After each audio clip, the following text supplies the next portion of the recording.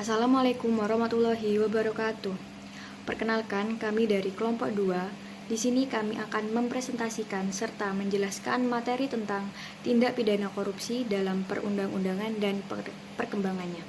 Di sini kami yang beranggotakan 6 orang, di antaranya yang pertama ada Novita Dwi Ayu Lestari, kedua ada Agil Maulana, yang ketiga Muhammad Iqbal Firmansyah, yang keempat ada Siti Rofiatun, yang kelima ada Dwi Nur Aziza, dan yang keenam saya sendiri, Naura Hulwa Andalib. Materi pertama atau slide pertama akan dibacakan oleh Novita Dwi Ayu Lestari. Assalamualaikum warahmatullahi wabarakatuh. Saya Novita Dwi Ayu Lestari akan menjelaskan tentang sejarah pemberantasan tindak pidana korupsi. Di masa awal Orde Baru, pemerintah menerbitkan Kepres nomor 28 tahun 1967 tentang pembentukan tim pemberantasan korupsi.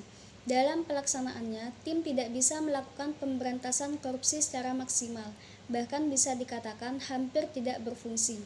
Jauh sebelumnya, ide awal pembentukan KPK sudah muncul di era Presiden B.J. Habibie yang mengeluarkan UU nomor 28 tahun 1999 tentang penyelenggaraan negara yang bersih dan bebas dari KKN. Habibie kemudian mengawalinya dengan membentuk berbagai komisi atau badan baru seperti KPKPN, KPPU, atau lembaga ombudsman.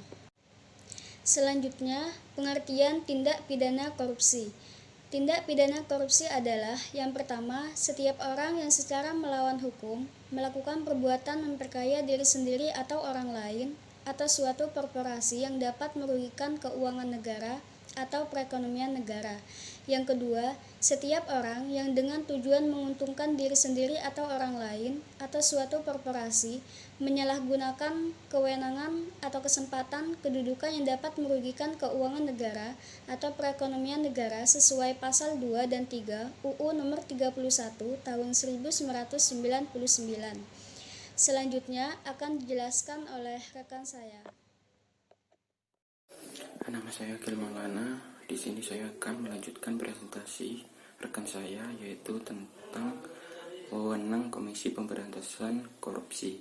Yang pertama, mengkoordinasikan penyelidikan dan penuntutan tindak pidana korupsi.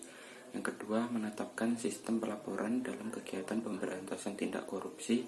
Yang ketiga, meminta informasi tentang kegiatan pemberantasan tindak pidana korupsi kepada instansi yang terkait.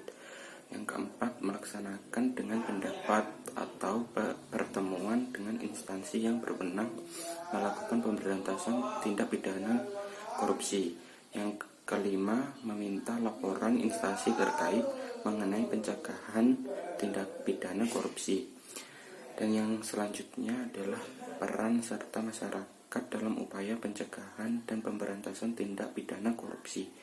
Yang pertama, mencari, memperoleh, memberikan data atau informasi tentang tindak pidana korupsi dan hak menyampaikan saran dan pendapat secara bertanggung jawab terhadap pencegahan dan pemberantasan tindak pidana korupsi. Yang kedua, jujur dan tidak diskriminatif mengenai pencegahan dan pemberantasan tindak pidana korupsi dalam peraturan pemerintah. Kebebasan menggunakan hak tersebut harus disertai dengan tanggung jawab untuk mengemukakan fakta dan kejadian yang sebenarnya, menaati dan menghormati aturan moral yang diakui umum serta hukum dan peraturan perundang-undangan yang berlaku. Mungkin itu yang dapat saya sampaikan dan akan dilanjutkan oleh rekan saya. Untuk yang selanjutnya adalah Undang-Undang Nomor 3 Tahun 1971 tentang Pemberantasan Tindak Pidana Korupsi. Suatu undang-undang yang menjadi landasan dalam penegakan hukum pidana terkait tindak pidana korupsi, tidak dapat dipungkiri bahwa Undang-Undang Nomor 3 Tahun 1971 tentang Pemberantasan Tindak Pidana Korupsi masih memiliki kelemahan serta kekurangan dalam upaya pemberantasan tindak pidana korupsi. Adapun beberapa yang dianggap sebagai kelemahan Undang-Undang Nomor 3 Tahun 1971 adalah sebagai berikut.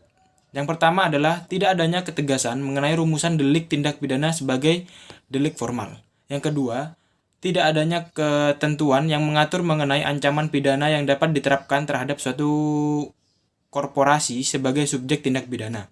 Dan yang terakhir atau yang ketiga adalah terkait sanksi pidana yang hanya menetapkan batas maksimum umum 20 tahun dan minimum umum 1 hari sehingga menimbulkan ketidakleluasaan bagi jaksa dalam penuntutan tindak pidana korupsi tersebut. Terima kasih. Selanjutnya akan dilanjutkan oleh rekan saya.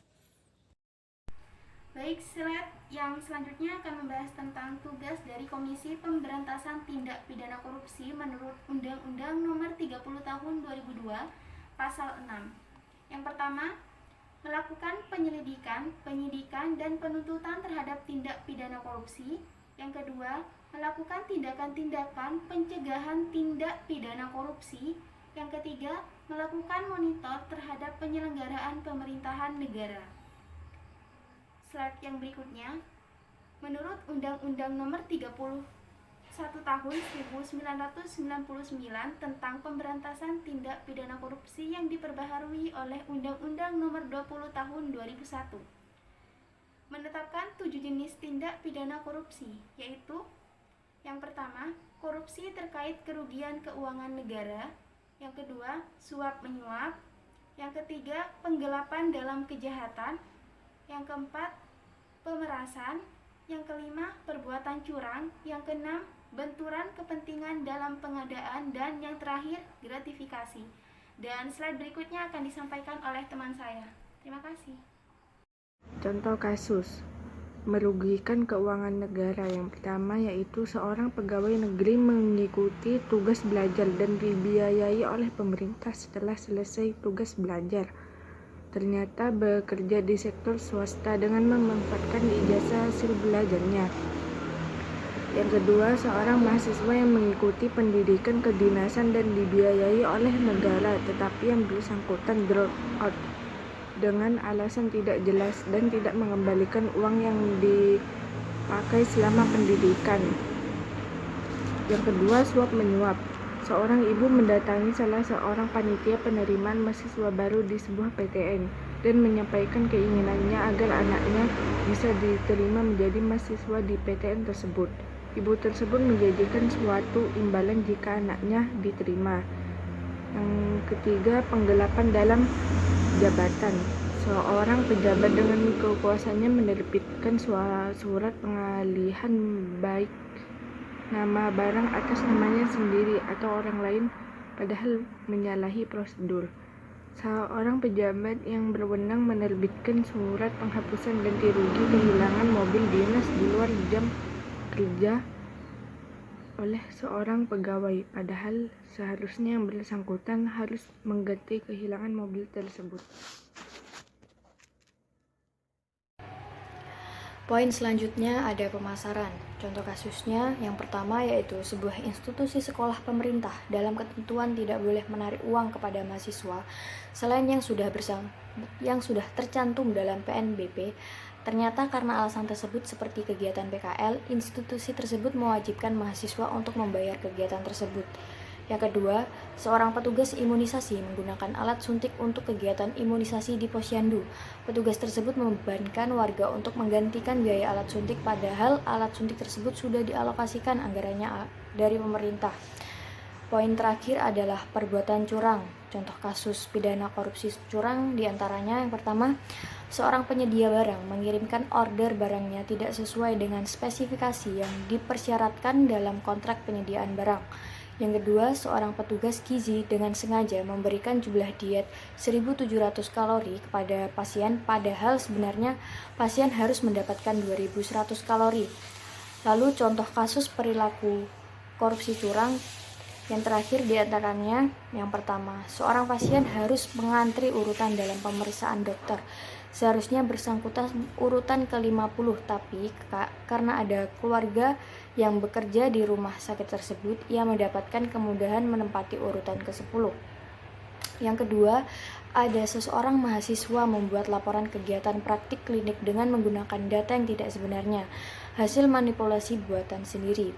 Dan yang terakhir ada mahasiswa membuat catatan kecil yang digunakan untuk menyontek pada saat ujian.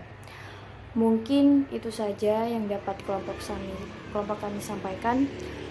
Kurang lebihnya mohon maaf. Wassalamualaikum warahmatullahi wabarakatuh.